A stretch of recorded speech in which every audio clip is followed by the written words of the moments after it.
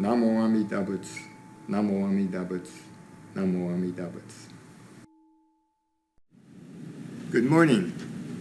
We are having this video service in place of our usual annual Memorial Day service that is held at Mount Hope Cemetery. We hold these services with other organizations in San Diego. We usually have it with the Pioneer Ocean View United Church of Christ and the San Diego Japanese Christian Church, the VFW of San Diego Post 4851, JCL San Diego Chapter, the Japanese American Historical Society of San Diego, and the Japanese Coordinating Council. We, the Buddhist Temple of San Diego, are hosting this year. And so we have decided to postpone this gathering at Mount Hope to Memorial Day of next year, 2021. On Saturday of this weekend, we usually travel to Imperial Valley to the cemeteries of Calexico, El Centro, and Brawley. We have canceled that. And usually on Sundays we go to the Rosecrans Cemetery, and that also has been canceled. Now, Memorial Day is the day designated to honor those Americans who died in war. We also honor those who passed away this past year. And so we'll read the names of those related to the temple who passed away this past year. Mr. James Kida, Mr. Hisashi Sas Yamamoto, Mrs. Sumie Amano Nakashima, Reverend Teshi Aoyama, Mr. Kirk Akahoshi, Mrs. Patricia Kaoru Takeshita Heyamoto, Mrs. Chieko Yagi, Mr. Michael Doi, Mr. Rodney Oyama, Mr. Paul Oya, and Mr. Ned Iguchi. It's very disappointing that we can't gather together to honor these people. It's very comforting to be with others, especially in this time of loss. And some funerals even had to be postponed until a later time when the health authorities notify us that it's safe. And in March, we thought this might last for a couple of months, but now we see that it may go much longer. It's very difficult for families. I know there's a need to have these traditional services, and yet we might listen to the Buddha and other masters. On his deathbed, the Buddha said, "Do not worship my body, my physical presence. It is my teachings, the Dharma, that is most important." And also Shinran asked his daughter to throw his body into the Kamo River to feed the fishes after he died. Fortunately for us, she did not do that and had his remains, his ashes, placed in a small structure in the temple of her husband. These spiritual leaders are saying that the teachings, the Dharma, is most important, and that the rituals and services are means to deliver the Dharma, or truth. We like to have these services at the temple. I'm speaking to an empty temple right now. But the threat and the danger is too great. The rates of infection and death increase. Some businesses and even churches are beginning to open up. And you may be wondering how we are responding to the directive by the president that all churches must open up. First of all, he has no legal authority to do that.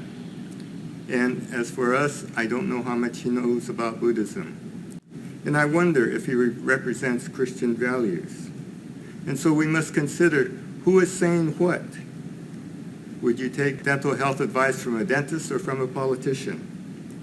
What's the logic of defying medical and health authorities? In Minnesota and other states, people have gathered together to have services at a church, either for funerals or services. They have realized that a few weeks later, people have contracted this coronavirus. Many people have gotten sick and a few have died. So we must really be careful about how we treat this virus and what we do. We must consider this. Memorial Day honors the lives of those people who died in wars. And almost 100,000 Americans lost their lives in the wars of Vietnam and Korea that went on for about 10 years. In the last 2 months, almost 100,000 Americans have lost their lives to this coronavirus. 10 years of war in Vietnam and Korea, and 2 months in America with this virus. Now, this is a horrible analogy, but I say this to really press the point of its importance. Would we go shopping in a war zone? If we were in Iraq or Vietnam or Korea, would we go shopping or to a restaurant with the thought that a bomb may go off or there might be a military attack?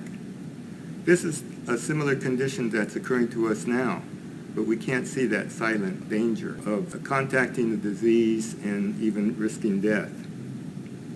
So almost 100,000 Americans have died. That comes out to 1,500 people a day.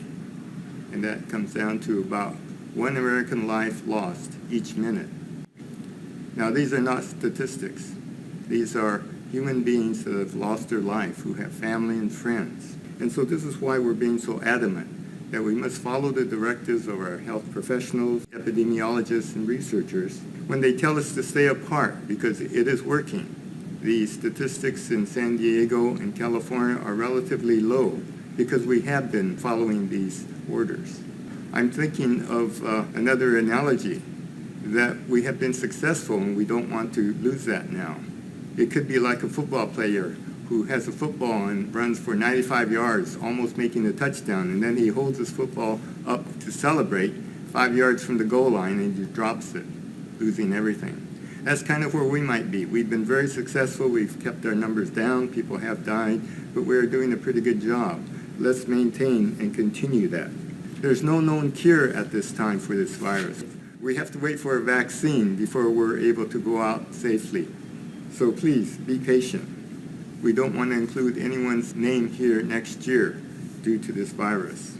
So as I said earlier, the rituals and services are the means that deliver the Dharma, the truth. The Dharma is the most important. So what is the Dharma saying? It says that we are all connected by spirit. We're connected right now, not only with those who have passed away, but with all those who are living now. We have the benefit of electronics to be connected. This video is going out through the waves, but it is just one example that we are connected. Now, the temple and rituals are means to deliver this truth. And so the message that goes out is we must take care of each other. We are interconnected, we are dependent and responsible for each other's lives. Now, for these services, as Shin Buddhists, we are fortunate that we have a custom of having a home altar, or obutsudan. And this is where we can continue the spirituality. Each morning and evening, we can light a candle, incense. When we burn incense, this represents our human life.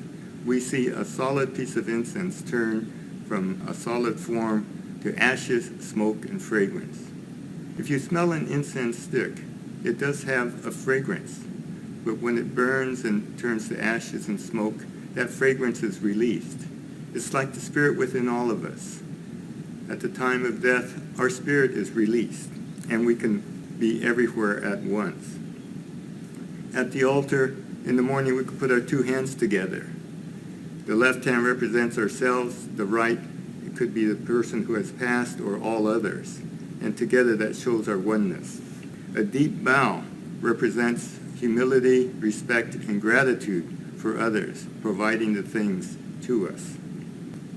It is the sense of togetherness that helps us, and we say the Nembutsu, Namo Amida Butsu, a spiritual statement that goes beyond definition. It just makes us feel whole and connected. Now, in Shin, we have a thought that when one goes to Pure Land, it's not filled with a lot of people, because once we get there, it's said that our spirits return to what we call samsara, this land. And that spirit helps us in many different ways. And so we have this thought that those who pass on are always with us. As you recognize, we read the name of my son who passed away this last year. I have the benefit of talking to him every day, every morning and evening. And with this, I feel connected. While he was alive, I did not speak with him every day. We spoke at times, but now it's a daily occurrence, and he helps me in my life. And if it were not for my close association with Buddhism, Shin Buddhism, and the Nembutsu, it would be a more difficult situation for me to be at this time. And so it is important that we wake up. And this is what those who have passed on are telling us. Don't wait until it's late, where we wonder what this Nembutsu means, when we wonder whether we are spirit or not. We can do that now. And this is told to us in Gobunsho, a letter of Rennyo that he writes that we speak at each funeral. I'd like to read the last part, which is significant to us at this point. Rennyo writes, "The fragile nature of human existence underlies both the young and the old. Therefore, we must, one and all, turn to the teachings of the Buddha and awaken to the essence of life. By so understanding the meaning of death, we come to appreciate the meaning of this life, which is to be treasured because it is unrepeatable. By virtue of true compassion, let us realize the unexcelled value of this existence, and let us live together with gratitude in our hearts." So I think our loved ones are telling us that we honor them today, but they're telling us to live with gratitude and joy. And in each moment and in each situation, we can find something to be joyful about, that those who have passed on have contributed to our lives, and we are still connected. And the uttering of Nembutsu, Namo Amida Butsu, makes that connection. And so we must practice now to make that connection real, and to make our lives part of the Nembutsu, part of the oneness, of kindness, of gratitude. And so we stay connected spiritually. Reminds us of the precious nature of life. If we follow the health recommendations given to us, we are showing our concern for others. And so during our isolation, let us call a friend and express loving kindness. This is our way that we express the teachings that we have gotten from those who have passed on and which we are able to live at this time. So with that, please join me in expressing our deepest sense of appreciation to all those who have passed on and to those who are here now, although we are in separate locations, that we are all together in our oneness in the Nembutsu. Please join me. Gasho. Namo Amida Butsu, Namo Amida Butsu, Namo Amida Butsu, Namanda.